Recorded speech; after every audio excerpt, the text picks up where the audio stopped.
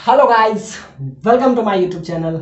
आज के इस नए वीडियो में फिर देखेंगे, जैसा कि प्रीवियस लेक्चर में हम थर्मोडायनेमिक्स देख रहे थे, तो इसमें बहुत सारे क्वेश्चन हैं, तो थोड़ा सा ये लेक्चर आपके लिए लंबा हो सकता है, पर फिर भी इसमें हम सारे कंटेंट देखेंगे। एक भी टाइप का क्वेश्चन ऐसा नहीं होगा जो इसमें हम एक एक करके डिस्कस नहीं करेंगे।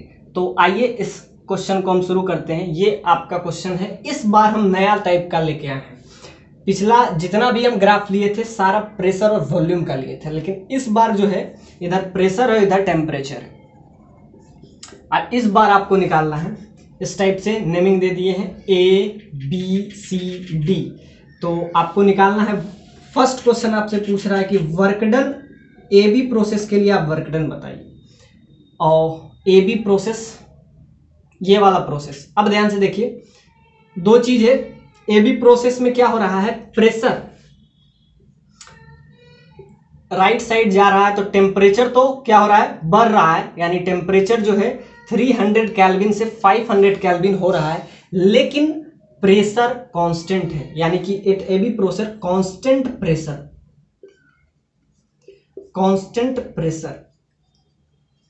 कांस्टेंट है, दैट इज आइसोबैरिक प्रोसेस। ये आपको है isobaric process.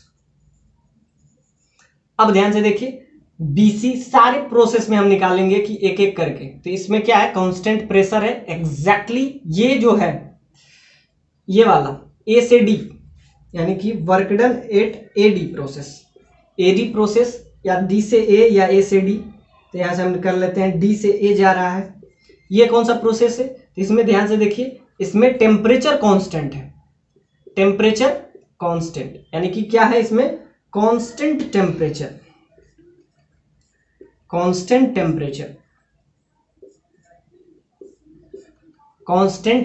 That is isothermal process.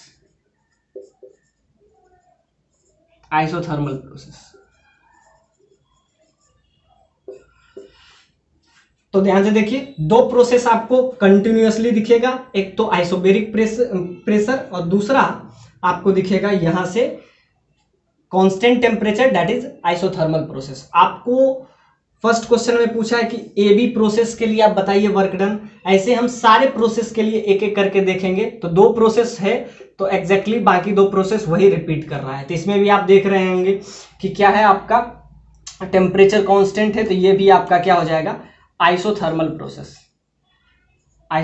Process. ये आपको क्या दिखेगा, सिंपल सा बात है कि इसमें प्रेशर कांस्टेंट है। ऑफ कोर्स प्रेशर कांस्टेंट है। प्रेशर क्या है, 1 × 10⁵। यहां प्रेशर है 2 × 10⁵ पास्कल, जो कि आपको दिया हुआ है। तो दो आपको आइसोथर्मल प्रोसेस है और दो आपका क्या हो जाएगा, ये भी आपका आइसोबैरिक प्रोसेस हो जाएगा। तो आपको इस सारे प्रोसेस में, चाहे ए से बी, बी से सी, सी से ए, डी से फिर लास्ट में ए जाने पे, सारे प्रोसेस में एक एक करके आपको वर्क डन निकालना है। आपको इन्फॉर्मेशन दे दिया है कि ये एक आइडियल गैस इक्वेशन है। गामा का वैल्यू 1.67 आपको दिया हुआ है। एन का वैल्यू यानी कि नंबर ऑफ मोल। थर्मोडायनेमिक्स का जो फर्स्ट लॉ ऑफ थर्मोडायनेमिक्स जो कि हम डिस्कस किए हैं, first law of thermodynamics,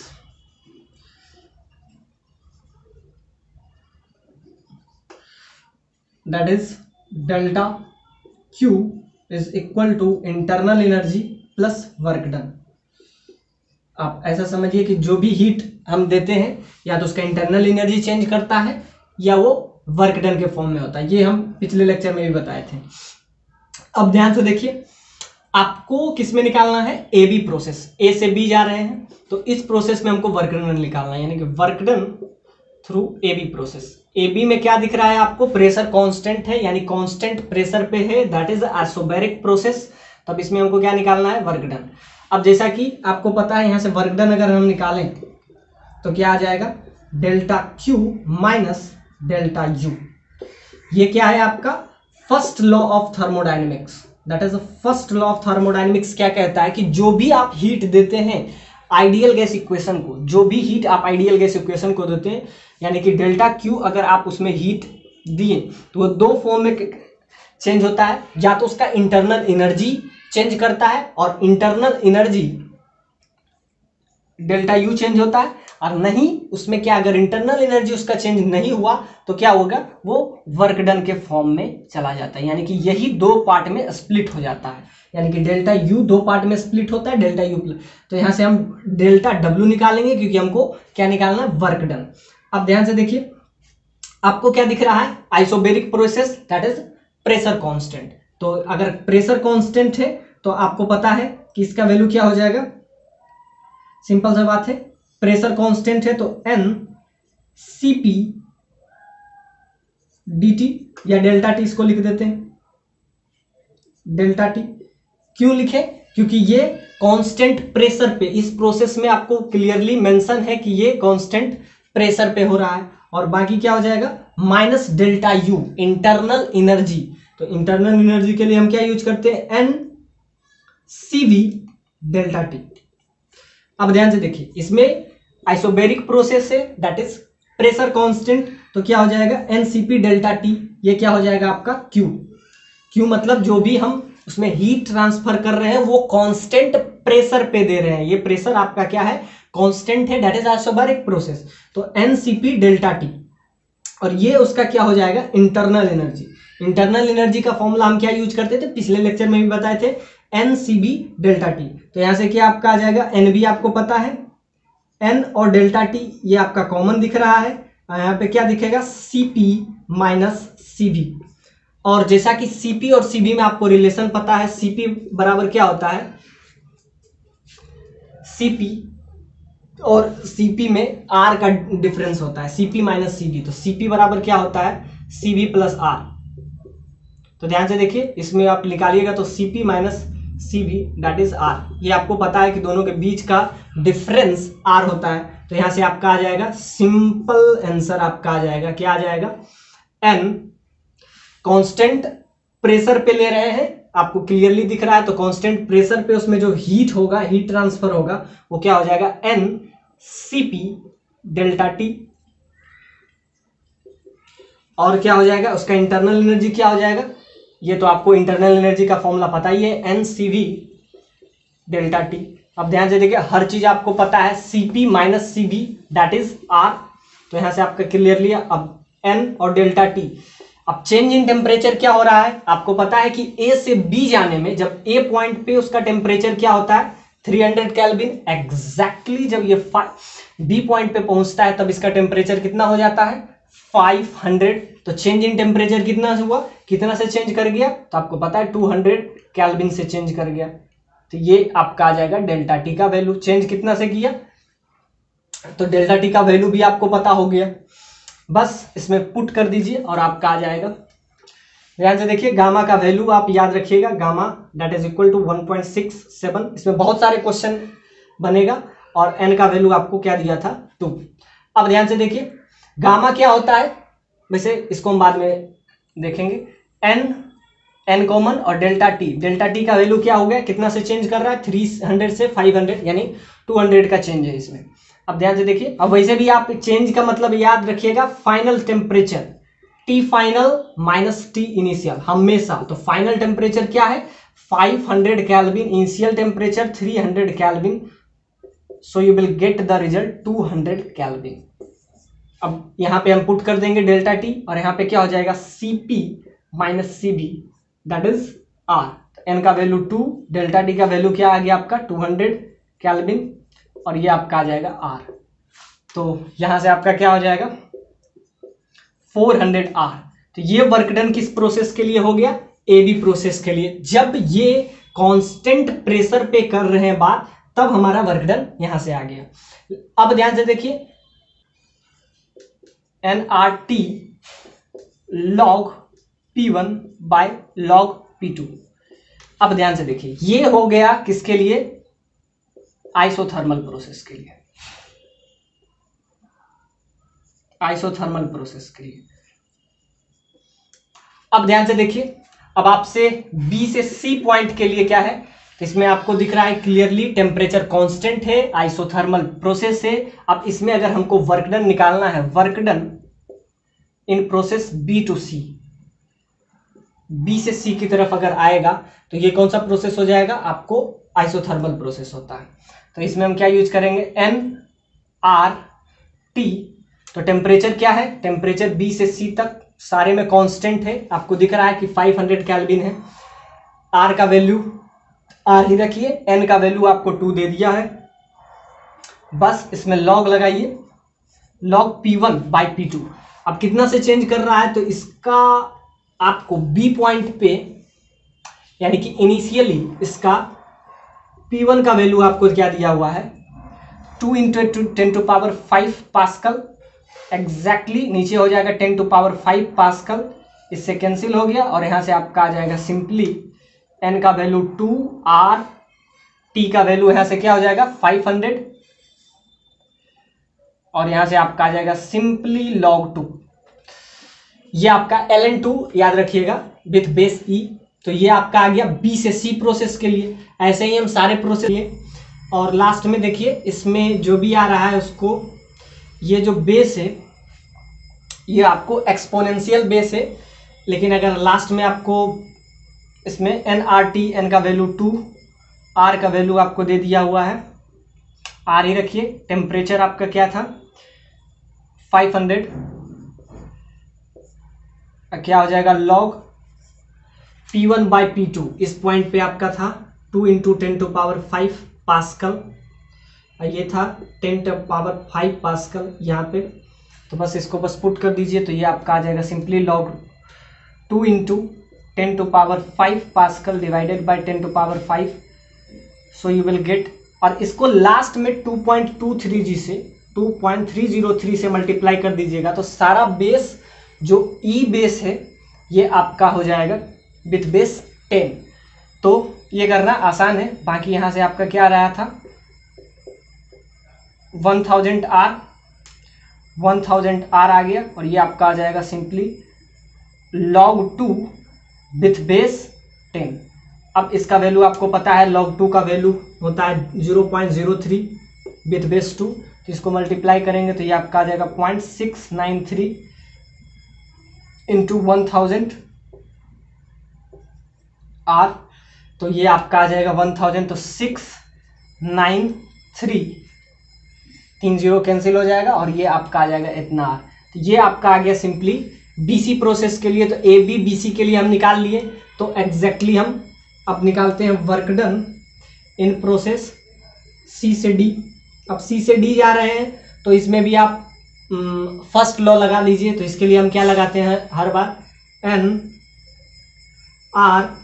NR delta T, NR delta T, ये हम एक्सप्लेनेशन लाए थे। तो n का वैल्यू 2, R ही रहेगा, डेल्टा टी क्या हो जाएगा 5। तो फाइनल टेम्परेचर हो जाएगा, निगेटिव साइन में आ जाएगा, final temperature 300 kelvin, initial temperature 500। तो आपका आ जाएगा 2 × R और ये आपका आ जाएगा 200 kelvin. You will get 400 kelvin with negative sign. ये आपका आ गया क्या C से D। अब C से D, अब एक ही बचा work done in this process. अब ध्यान से देखिए इसमें क्या हो जाएगा, फिर हम यही यूज करेंगे nRT log with base E P1/P2, लेकिन इस केस में ये नेगेटिव आएगा। अब ध्यान से देखिए ये नेगेटिव आएगा, क्यों आएगा, क्योंकि इस बार इनिशियल प्रेशर तो कम है, फाइनल प्रेशर क्या हो जाएगा ज्यादा हो जाएगा। तो ध्यान से देखिए लास्ट में 2.23 से मल्टीप्लाई भी करना पड़ेगा। तो n का वैल्यू 2, R रखेंगे। टेम्परेचर क्या है इस बार, टेम्परेचर 300 केल्विन है, पहले था 500 तो अभी 300 है, और लॉग विथ बेस E है, इसको फिर बेस 10 भी करना है। और P1 final temperature, initial temperature इस बार है 10⁵, अब फाइनल है 2 × 10⁵। तो इस बार सिचुएशन थोड़ा अलग रहेगा। तो इसमें हो जाएगा 600 R यहां से, और ये आपका आ जाएगा log विथ बेस कैंसिल, तो log विथ 1/2। तो ये आपका निगेटिव आएगा, यहीं से आपको दिख रहा है। तो निगेटिव साइन 600 R और ये आपका आ जाएगा सिंपली log 1 माइनस, तो log 1 0 माइनस आ जाएगा log 2, और log 2 का वैल्यू आप यहां से रख लीजिए, और लास्ट में हमको क्या करना पड़ेगा 3.30 से मल्टीप्लाई भी करना पड़ेगा, यानी इसमें किससे मल्टीप्लाई करेंगे 2.303 से, क्यों, अब बेस आ जाएगा इसका 10। तो ध्यान से देखिए, ये सब मल्टीप्लाई करेंगे तो आपका रिजल्ट आ जाएगा यहाँ से नेगेटिव साइन 600R इंटू इसका वैल्यू आएगा 0.693।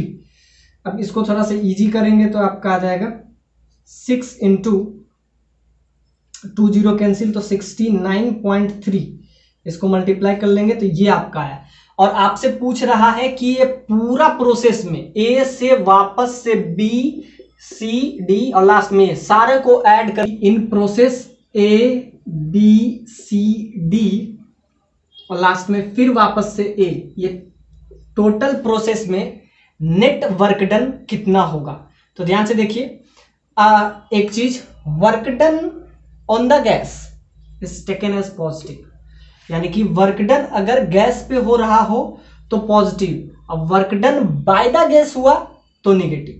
Work done on the gas that is positive, work done मतलब work done by, work done on the gas that is positive, और work done by the gas negative ले लीजिए। तो ये वाला जो है कायदे से ये नेगेटिव होना चाहिए, लेकिन इसमें क्या हो रहा है, टेम्परेचर घट रहा है और वो प्रेशर को कांस्टेंट रखा जा रहा है। तो जब प्रेशर कांस्टेंट है और टेम्परेचर क्या हो रहा है, घट रहा है, तो ये क्या हो जाता है, work done on the system, और work done on the system क्या होता है, पॉजिटिव होता है। तो सारे को ऐड कर लीजिए, तो इसका 400, फिर इसका 400, फिर इसका 692, और ये नेगेटिव इसलिए होगा क्योंकि इसमें क्या हो रहा है, इस प्रोसेस में, ये कौन सा प्रोसेस था, ये आपका ये वाला प्रोसेस डी से ए, तो इसमें क्या हो रहा है, इसमें आपका टेम्परेचर तो कांस्टेंट है लेकिन प्रेशर घट रहा है, यानी कि प्रेशर इसमें बढ़ रहा है। तो प्रेशर बढ़ रहा है मतलब कि इसमें क्या हो जाएगा, नेगेटिव, यानी कि work done by the system है। Work done by the system को हम नेगेटिव लेते हैं, और work done on the system, इस प्रोसेस में क्या हो रहा है, work done on the system है। तो जो work done on the system को पॉजिटिव, और work done by the system, इसमें क्या हो रहा है, प्रेशर बढ़ रहा है, यानी बाय द प्रेशर बढ़ेगा, यानी कि work done by the system हो रहा है, तो ये आपका नेगेटिव हुआ। सारे को ऐड कर लीजिए, तो यहां से आपका आ जाएगा, यही आपसे लास्ट में क्वेश्चन पूछा है कि टोटल प्रोसेस में वर्क डन क्या हुआ। तो ध्यान से देखिए, 400R यहां से, 400R यहां से, एग्जैक्टली 400 ये, 400 ये, और इसको ऐड के लिए 693R, और ये आपका आ जाता है नेगेटिव साइन 414R। इस सारे को ऐड कर लीजिए तो आपका पॉजिटिव में आ जाएगा 47R।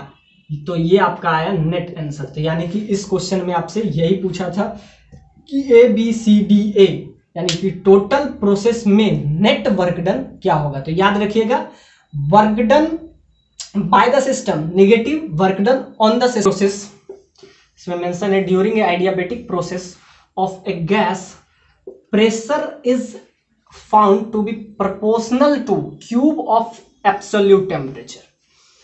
तो ये आपको दिया हुआ है कि प्रेशर जो होगा, और कौन सा प्रोसेस है ये आपको पहले कंफर्म कर दिया है, ये आपका आइडियाबैटिक प्रोसेस है, आइडियाबैटिक प्रोसेस। तो इसमें क्या दिया हुआ है कि प्रेशर जो है, pressure is directly proportional to temperature cube absolute temperature का। ये भी आपको दिया हुआ कि ये एब्सोल्यूट टेम्परेचर के डायरेक्टली प्रोपोर्शनल है। ये आपका हो जाएगा एब्सोल्यूट टेम्परेचर। तो pressure is directly proportional to the absolute temperature. और आपसे पूछ रहा है कि CP/CV that is gamma. Gamma का वैल्यू आपसे पूछा है इस क्वेश्चन में। तो जैसा कि आपको पता है आइडियाबैटिक प्रोसेस का रिलेशन आपको जैसा कि पता होगा, T का पावर गामा और P का power 1 minus gamma that is constant.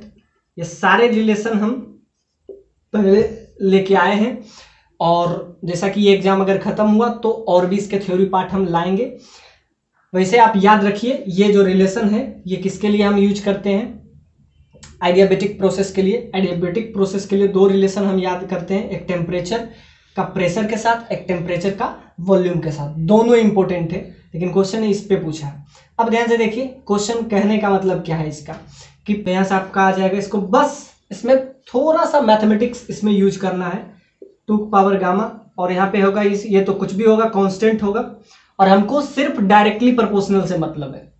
और आपसे क्या पूछ रहा है, गामा का value, what is the value of Cp by Cv, इसका वैल्यू आपसे पूछा था।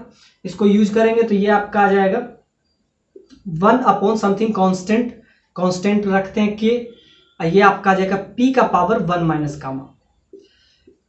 अब आपको टेम्परेचर के साथ प्रेशर का रिलेशन चाहिए, तो इसको हम यूज करेंगे, तो यहां से आपका आ जाएगा सिंपली T का power gamma that is directly proportional to, तो ये आपका आ जाएगा ऊपर जाएगा, और ये आपका आ जाएगा P का पावर गामा माइनस 1, नीचे से ऊपर गया तो क्या हो जाएगा 1 माइनस गामा, गामा माइनस 1। अब वैसे भी नीचे से ये जब ऊपर जाएगा तो क्या हो जाएगा, हमको क्या चाहिए, प्रेशर और टेम्परेचर के बीच में डायरेक्ट रिलेशन, तो ये ऊपर अगर गया तो क्या हो जाएगा 1 माइनस गामा, गामा माइनस 1 हो जाएगा।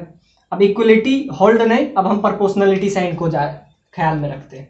अब ध्यान से देखिए, temperature is directly proportional to pressure, और यहाँ पे आपका हो जाएगा गामा माइनस 1 बाय गामा, ये आपका आ गया।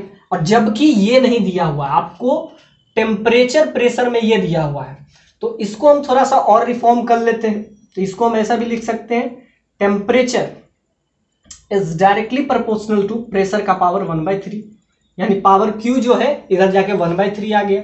अब ध्यान से देखिए, ये आपका आ जाएगा इक्वेशन फर्स्ट, अब ये आ गया आपका इक्वेशन सेकेंड। अब क्या लिखेंगे, from equation first and equation second. अब इस दोनों इक्वेशन को आप अगर यूज कीजिएगा तो यहाँ क्या है, टेम्परेचर जो है, यहाँ टेम्परेचर का पावर 1 एकदम, बस क्या करना है, कंपेयर। अब आपको कोई दिमाग नहीं लगाना, अब सिंपली क्या कर रहे हैं, comparing both side, comparing both side. अब कुछ भी इसमें हमको दिमाग नहीं लगाना है, इधर भी T का पावर 1, इधर भी T का पावर 1, इधर P का पावर 1/3, यहाँ P का पावर ये है, तो यहाँ पे बस एक ही अननोन आपके लिए बच जाता है, गामा माइनस 1 बाय गामा, इसका वैल्यू क्या हो जाएगा 1/3, इसका पावर 1, इसका पावर 1, बस सिंपली कंपेयरिंग बोथ साइड। आपके लिए एक ही अननोन बचेगा, और यहां से आपका क्या हो जाएगा, gamma is equal to 3 gamma minus 3, so यहाँ पे आपका आ जाएगा 3 that is equal to 2 gamma, so gamma का वैल्यू यहां से आ जाएगा 3/2। तो ये जो क्वेश्चन था absolutely tricky, best question and concept. String के अंदर टेंशन, एक स्ट्रिंग है, आप ऐसा समझिए, एक स्ट्रिंग है जिसका इक्वेशन आपको कुछ ऐसा दिया हुआ है, और आपको इसमें बताना है find the tension in the string, इस स्ट्रिंग में टेंशन आपको बताना है। तो ये एकदम फ्लैट ऑसिलेशन का क्वेश्चन है, जिसमें आपके लिए थोड़ा सा कंसेप्ट यूज करना है, और ये क्वेश्चन पहले पूछ चुका है। तो जैसा कि हर बार की तरह हम एक ही यूज करते हैं, V is equal to tension by mu, ये रिलेशन हम हमेशा यूज करते हैं जब हमको किसी भी स्ट्रिंग में हमको क्या निकालना हो, टेंशन। तो टेंशन और स्ट्रिंग के बीच ये क्या है, इसको क्या कहते हैं, अगर इसका लेंथ L है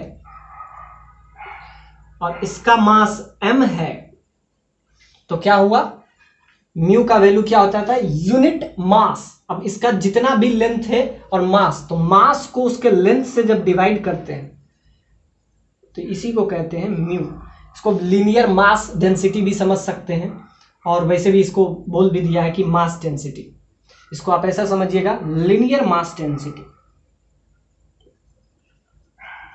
लीनियर मास डेंसिटी, जिसको क्या कहते हैं, म्यू। इसका वैल्यू आपको दे दिया हुआ है, क्या दिया हुआ है 0.04। आपसे क्या पूछा है, आपसे पूछा है टेंशन बताइए। अब ध्यान से देखिए, इस इक्वेशन को एक दे दिया है, तो ये इक्वेशन देखते ही आपके दिमाग में कुछ ना कुछ तो ख्याल जरूर आया है, ये क्या है आपका एम्पलीट्यूड। अब ध्यान से देखिए, कुछ इसका वेव कैसे आता है हर बार की तरह, स्ट्रिंग वेव में जब हम बताते थे तो ये कुछ वेव इस टाइप से आएगा साइनोसाइडली, इसका वेव कुछ इस टाइप से आएगा साइनोसाइडली, नोड एंटी नोड इस टाइप से बनेगा। तो हम अभी उतना एक्सप्लेनेशन नहीं देंगे, अभी हम बस बता रहे हैं कि आपको ये इक्वेशन में आपको क्या क्या देखने को मिल रहा है। ये आपका एम्पलीट्यूड है, इसको कैपिटल ए से, यानी कि y that is equal to capital A sine omega T minus K X, इस टाइप से इंफॉर्मेशन आपका रहता है। तो ये इसका हो जाता है कुछ इस टाइप से ग्राफ, क्या omega T minus K x, और अगर यहां प्लस के एक्स रहता तो आपका रिलेशन खराब हो सकता था। तो क्या इसका रिलेशन है, y that is equal to a, ये इसका स्टैंडर्ड इक्वेशन है, omega T sine omega T minus K X. अब यहां से ओमेगा के वैल्यू भी आप निकाल लीजिए और यहां से के एक्स का भी वैल्यू आप यहां से निकाल लीजिए। तो यहां से ओमेगा का वैल्यू अगर हम निकालें इस इक्वेशन में, आपको दिख रहा है के का वैल्यू भी निकाल लीजिए, ओमेगा का वैल्यू निकाल लेते हैं। तो ओमेगा का वैल्यू आपको क्लियरली दिख रहा है, तो यहां से आपको दिख रहा है टी का कोफिशिएंट क्या है यहाँ पे, तो ये 2 पाई नीचे आ जाएगा, तो यहाँ पे आपका आ जाएगा सिंपली 2 पाई बाई 0.04, ये आपका आ गया ओमेगा एंगुलर फ्रीक्वेंसी। यहां से के का वैल्यू भी आपको दिख रहा होगा एक्स के, तो के का वैल्यू यहां से आपका आ जाएगा 2 पाई मल्टीप्लाई में है तो इसको डिवाइड में कर लेंगे, यहां से 2 पाई डिवाइडेड बाय 0.05, तो ये आपका के का वैल्यू आया। और ध्यान से देखिए वेलोसिटी हमेशा होता है ओमेगा बाई के का स्क्वायर, याद रखिएगा। वेलोसिटी मतलब इसमें जो वेव का वेलोसिटी किसका, वेलोसिटी ऑफ वेव, उसका क्या हो जाता है, v is equal to omega square by K square. तो यहां से ओमेगा भी आपको निकल गया, के भी निकल गया, v यहां से निकल जाएगा, दोनों को डिवाइड कर लेंगे तो ओमेगा बाय के स्क्वायर, तो 2 पाई ऐसे ही कैंसिल हो जाएगा, तो इसको लिख लेंगे ओमेगा बाय के का whole square that is equal to v। तो ओमेगा से, तो यहां से आपका आ जाएगा सिंपली 0.05 डिवाइडेड बाय 0.04। अब इसका क्या कर लेंगे, स्क्वायर कर लेंगे, तो ये आपका क्या आ जाएगा, सिंपली वेलोसिटी आ जाएगा। और वेलोसिटी आ गया तो टेंशन तो आ ही जाएगा, म्यू का वैल्यू आपको पता है। तो ध्यान से देखिए, यहां से आपका क्या आ जाएगा 25/4, ये आपका आ जाएगा सिंपली v का वैल्यू आपको पता चल गया, तो v स्क्वायर क्या हो जाएगा, v का वैल्यू यहां से आपका पता चल गया। t अब अननोन है तो इसका स्क्वायर करेंगे तो क्या हो जाएगा, v का square that is equal to t by mu, और यहां से आपको क्या निकालना है t, तो t का वैल्यू क्या हो जाएगा v square into mu. v square का वैल्यू 0.004 दिया हुआ है, 0.04 नहीं दिया हुआ है, 0.04 दिया हुआ है, तो 0.004। अब इसका अगर आप स्क्वायर कर लेते हैं और यहाँ पे वैल्यू बस पुट कर दीजिए, यहाँ से SHM का क्वेश्चन है। आइए इस क्वेश्चन में क्या लिखा हुआ है, ये फुल्ली SHM का क्वेश्चन है। अब इसमें दिया हुआ है x जो है v और a, x जो है डिस्प्लेसमेंट है, v वेलोसिटी है, x that is displacement, v यहां पे आपको वेलोसिटी है और a यहां पे क्या है आपका एक्सेलरेशन है। अब आपसे क्या पूछ रहा है, पार्टिकल जो है SHM एग्जीक्यूट कर रहा है, ये आपको दिया हुआ है। If x and v and a क्या है आपका displacement, velocity and acceleration of the particle executing SHM, time period आपको दे दिया हुआ है that is capital T, which of the following does not change with time. अब क्वेश्चन बहुत शानदार है कि आपसे ये पूछा है कि इन 4 ऑप्शन में कौन सा ऐसा है which does not change with time, जो टाइम से इंडिपेंडेंट हो, यानी कि जो टाइम से कांस्टेंट हो, टाइम पे डिपेंड नहीं करता है। अब आइए एक एक करके हम देखते हैं। ये आपका है a इंटू टी और आपका क्या है x। अब एक्सेलरेशन आपको पता है कि एक्सेलरेशन इन एसएचएम क्या होता है, ओमेगा स्क्वायर इंटू एक्स, ये एक्सेलरेशन होता है। और यहाँ पे डिस्प्लेसमेंट है और टाइम पीरियड आपको पता है, टाइम पीरियड क्या होता है 2 पाई बाय ओमेगा। और रही बात वेलोसिटी की, तो वेलोसिटी क्या होता है omega into A in terms of amplitude. और इन टर्म्स ऑफ अगर आपको क्या चाहिए वेलोसिटी, तो यहां से आपका आ जाएगा omega root over A square minus X square. अगर इस टर्म में आपको वेलोसिटी चाहिए जनरल ग्राफ, तो ये आपका है एक्सेलरेशन, ये आपका मैक्सिमम वेलोसिटी, और ये आपका है क्या वेलोसिटी का ओमेगा और एक्स के साथ रिलेशन। अब सारा में हम यूज करते हैं, अब इसमें हम लगाते हैं तो एक्सेलरेशन क्या हो जाएगा omega square into x, time period 2 pi by omega. किसी का भी टाइम पीरियड कांस्टेंट होता है और अगर वो एसएचएम एग्जीक्यूट कर रहा है, ये आपको पहले इसमें इंफॉर्मेशन दे दिया हुआ है। तो ध्यान से देखिए time period 2 pi by omega by x, यहां से आपको क्लियरली एक्स से एक्स कैंसिल हो जाएगा और यहां से आपका क्या हो जाएगा एक्स से एक्स कैंसिल, और यहां से आपका आ जाएगा ओमेगा एंगुलर फ्रीक्वेंसी, और यहां पे आपका आ जाएगा ओमेगा एंगुलर फ्रीक्वेंसी आपको है, और यहां पे 2 पाई समथिंग कांस्टेंट टर्म है। तो यहां से आपको क्लियरली दिख रहा है कि ये जो इंफॉर्मेशन है एक्स से एक्स कैंसिल हुआ, जो चेंज करने वाला था वो तो चेंज नहीं हो रहा है और बाकी सारा इसमें कांस्टेंट टर्म है। अब ध्यान से देखिए एक ये भी दिया हुआ है, यानी कि यहां से आपका फाइनली ये आंसर आ गया, क्योंकि ओमेगा भी चेंज नहीं करने वाला है, 2 पाई तो वैसे भी कांस्टेंट टर्म है। अब वैसे भी किसी का टाइम पीरियड कांस्टेंट होता है, अगर वो एग्जीक्यूट एसएचएम कर रहा है तो ये इसको तो खोलने का जरूरत ही नहीं है, ओमेगा स्क्वायर इंटू एक्स, और यहाँ पे टाइम पीरियड ओमेगा भी चेंज नहीं करेगा, एक्स से एक्स कैंसिल। अब बाकी इसको चेक करते हैं, तो ये क्या हो जाएगा omega square into x, time period को टाइम पीरियड ही रखते हैं, v क्या हो जाएगा, v तो वेलोसिटी तो इसका हमेशा चेंज करता है, तो इस पे तो आप लगा ही नहीं सकते। वेलोसिटी के लिए क्या यूज करते हैं, that is omega root over A square minus X square. तो ये तो हमेशा चेंज कर रहा है टाइम के अनुसार, velocity it's always changes with time, तो ये तो कभी हो ही नहीं सकता। इसमें भी आपका वेलोसिटी आ गया है, इसमें भी आपका वेलोसिटी आ गया है, तो अगर वेलोसिटी आ जाएगा तो क्लियरली वेलोसिटी जो है टाइम का फंक्शन है। सिंपल सा बात है कि आपको एसएचएम में हम बताए थे कि इसका वेलोसिटी हमेशा चेंज करते रहता है, डायरेक्शन भी चेंज करते रहता है, एम्पलीट्यूड भी, तो इस टाइप से वेलोसिटी तो चेंज करते रहेगा। अब इसमें आप वैल्यू रखते जाइए, ये तो कांस्टेंट हो जाएगा टाइम पीरियड पर, ये ओमेगा स्क्वायर इंटू एक्स, अब इसका भी स्क्वायर प्लस, चलिए ये वाला कांस्टेंट हो जाएगा, अब इसका स्क्वायर करेंगे तो ये आ जाएगा। तो यहां से देखिए वेलोसिटी हमेशा चेंज करते रहता है, इसका डायरेक्शन भी, तो एक ही ऑप्शन आपका बच जाता है ये, क्योंकि इसी में आपका वेलोसिटी नहीं है। ये साउंड का क्वेश्चन है, जैसा कि आपको velocity of sound that is equal to gamma into R T by M क्या है यहाँ पे मोलिकुलर मास।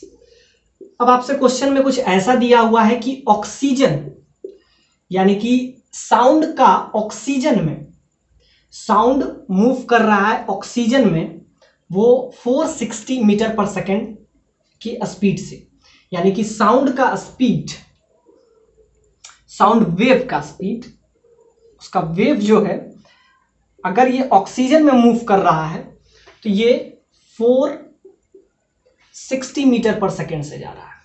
और वही साउंड को अगर जब हम हीलियम में ले आए तो एट सेम टेम्परेचर, यानी टेम्परेचर भी कुछ भी सर्टेन है, वही टेम्परेचर पे इसको भी लेके आए तो ये इसका स्पीड क्या होगा, यानी हीलियम का। तो वेलोसिटी के लिए ये बहुत ही कंसेप्चुअल फॉर्मूला है, शायद आपको याद हो, ये है speed of sound in certain medium at certain temperature. यानी कि वेलोसिटी क्या क्या है, यहां से आपको क्लियरली दिख रहा होगा, वेलोसिटी टेम्परेचर के डायरेक्टली प्रोपोर्शनल है, बट उसके मॉलिक्यूलर मास के इनवर्सली प्रोपोर्शनल है। और जैसा कि आपको पता है कि ऑक्सीजन एक डायटोमिक गैस है, oxygen is a diatomic gas, तो इसके लिए गामा का वैल्यू क्या हो जाएगा 7/5R। और ये हीलियम, ये आपको क्या पता है, ये मोनोएटॉमिक गैस है, मोनोएटॉमिक गैस है, तो इसके लिए गामा का वैल्यू 5/3R हो जाएगा। यहां तक तो हम आ गए। टेम्परेचर दोनों का कांस्टेंट है, इसका भी वही टेम्परेचर पे चाहिए, इसका भी वही टेम्परेचर पे चाहिए, तो इस फॉर्मूला में गामा आर, यहां तक तो हम पहुंच गए। 7/3 ये रख लीजिए, क्योंकि ध्यान से देखिए CP/CB में ये वैल्यू कांस्टेंट आ जाता है, तो 5/3 और ये क्या आ जाएगा 7/3, और आर तो कांस्टेंट है, बाकी आप यहां से लगाएंगे। तो इसका दिया हुआ है, तो आपको निकालना किसका है, हीलियम का एट सर्टेन टेम्परेचर पे स्पीड ऑफ साउंड, तो इसको यूज करेंगे। तो V का वैल्यू, ये हम यहाँ पे ऑक्सीजन लिख लेते हैं, ऑक्सीजन में क्या हो जाता है √, गामा का वैल्यू 7/5R, टेम्परेचर दोनों का सेम ही है, और मोलिकुलर मास ऑक्सीजन का क्या होगा, क्योंकि ये O2 में जाता है, तो इसका कितना हो जाएगा, आपको पता है कि एक का 16 होता है, तो 16, क्योंकि ये डायटोमिक है तो इंटू 2 यू विल गेट 32, तो ये इसका मास आ जाएगा, तो यहाँ पे 32 लिखेंगे, क्योंकि ये डायटोमिक है। यहाँ पे ध्यान से देखिए, इसका 2 एटम एक साथ है, तो एक का 16, तो 2 का कितना हो जाएगा 32। अब ध्यान से देखिए, इसका क्या हो जाएगा गामा का वैल्यू, क्योंकि ये मोनोएटॉमिक गैस है, तो इसका क्या हो जाएगा 5/3R, टेम्परेचर सेम है। इसका मोलिकुलर मास क्या हो जाएगा, इसका आपका हो जाएगा 4, हीलियम है, और हीलियम का एक्चुअली में ये मोनो नहीं है, ये भी आपका डायटोमिक गैस है, लेकिन गामा का वैल्यू दोनों के लिए अलग अलग है, वो रिस्ट्रिक्टेड रोटेशन पे डिपेंड करता है, तो गामा का वैल्यू इसका 4 हो जाएगा। अच्छा देखिए, हीलियम का मास क्या हो जाएगा, हीलियम का मास आपका हो जाएगा 4, 2 उसका मोलिकुलर 2 उसका एटॉमिक नंबर है, तो 4 क्या हो जाएगा उसका एटॉमिक मास, बस यहाँ पे लगा लीजिए। और यहाँ पे क्या हो जाएगा वेलोसिटी, ये ऑक्सीजन वाला है, वेलोसिटी ये हीलियम वाला है, बस दोनों को इजी कर लेंगे, तो यहाँ से आ जाएगा ऑक्सीजन का आपको 460 दिया हुआ है, इसका क्या है, इसका क्या है, तो इसको हीलियम ही लिखेंगे।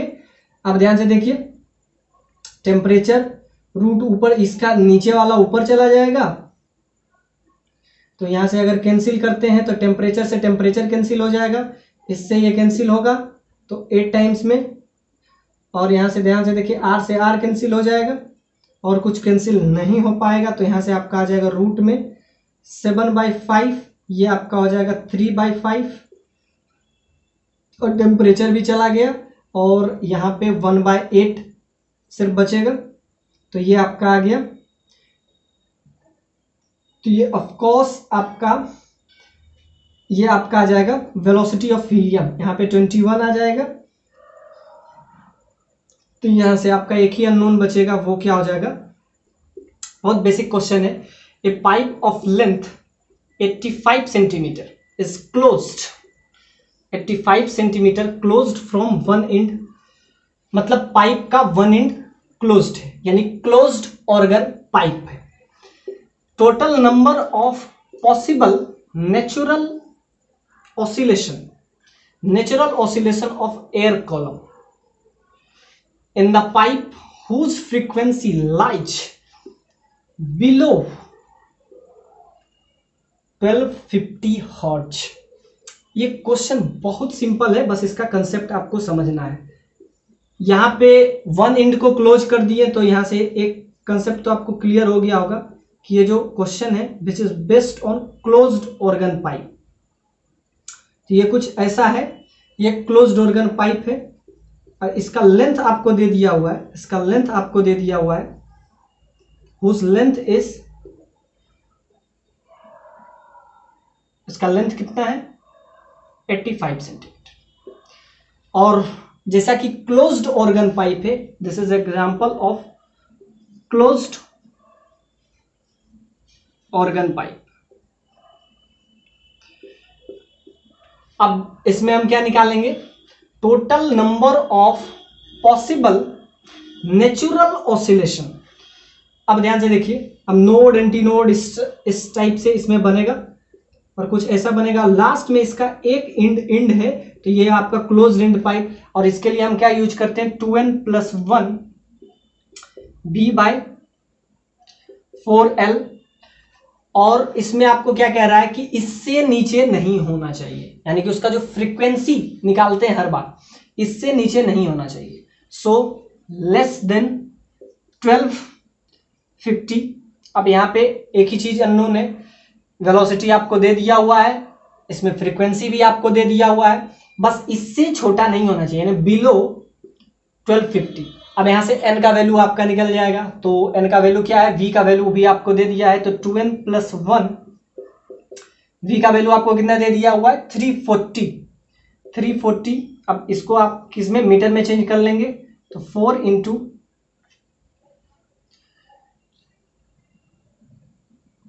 8.4 ये आपका हो जाएगा मीटर में, दैट इज लेस देन 1250। तो यहां से आपका n का वैल्यू सिंप्लीफाई यहां से अगर करें, तो इसको अगर सिंप्लीफाई करेंगे तो 2n+1, बस इसको सिंप्लीफाई करेंगे और यहां से आपका आ जाएगा n is less than 5.4 something. तो ये यहां से आपका आ जाएगा, बस वैल्यू पुट कर दीजिएगा, यहां से आ जाएगा n इज लेस देन 5.4। तो ध्यान से देखिए, इसका वैल्यू n का क्या होना चाहिए, 5 से छोटा। अब n का वैल्यू इसमें कहां से रख सकते हैं, तो 0, 1, 2, 3, 4, और ध्यान से इससे 5 से छोटा, यानी कि ध्यान से देखिए 0, 1, 2, यहां से 4, एक 5, और यहां से इससे छोटा, तो लास्ट में कितना हो जाएगा, 5। तो 5+1 देयर इज ए 6 पॉसिबिलिटी। ये यहाँ पे क्या बनेगा, नोड एंटी नोड, यहाँ पे क्या बनेगा, इस टाइप से बनेगा। तो ये आपका हो जाएगा λ/4, तो λ/4 का वैल्यू क्या हो जाएगा, सिंपली l/4। तो l क्या है, l आपको 85 सेंटीमीटर है, मीटर में चेंज करेगा तो 0.85 आ जाएगा, 85। इसको डिवाइडेड बाय ये क्या हो जाएगा, λ/4 that is equal to l। ध्यान से देखिए, λ/4 का वैल्यू l है, तो यहां से लैम्डा का वैल्यू क्या हो जाएगा, सिंपली 0.8485 × 4, ये आपका लैम्डा का वैल्यू आ गया। और जैसा कि आपको पता है कि c, यहां से आप याद रखिए v is equal to c/λ। अब यहां से फ्रीक्वेंसी आप चेंज करते जाए, c का वैल्यू, c क्या है, वेलोसिटी ऑफ लाइट, यहां से आप निकाल लें, तो यहां से क्या आ जाएगा, v is equal to frequency that is equal to c/λ।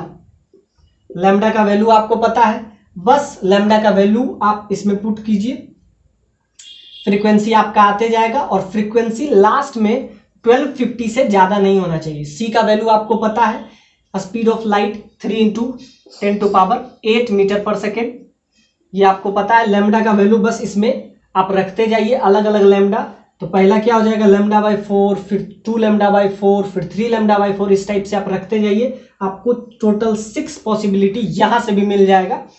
और आप इसमें बस लैम्डा का वैल्यू बस रखते जाइए, तो यहां से आपका आ जाएगा frequency that is equal to c/λ। Lambda का वैल्यू यहां से हम ले आए, तो यहां से आ जाएगा क्या, लैम्डा का वैल्यू जब हम क्या रखते हैं, यहां से n का वैल्यू 0, तो यहां से आपका ये आ गया, n का वैल्यू 2, n का वैल्यू 3, ये सब आप रखते जाइए। और यहाँ पे जो वेलोसिटी हो जाएगा, ये आप याद रखिएगा, वेलोसिटी ऑफ साउंड, इसका वैल्यू क्या आपको दे दिया हुआ है, इसका वैल्यू आपको दे दिया हुआ है 340। तो लैम्डा का वैल्यू, अब ध्यान से देखिए, यहाँ पे 340 डिवाइडेड बाय लैम्डा का वैल्यू अलग अलग रखेंगे, तो यहाँ से अलग अलग फ्रीक्वेंसी आएगा, लास्ट में वो फ्रीक्वेंसी क्या होना चाहिए, 1250 से कम होना चाहिए। तो आपको टोटल 6 पॉसिबिलिटी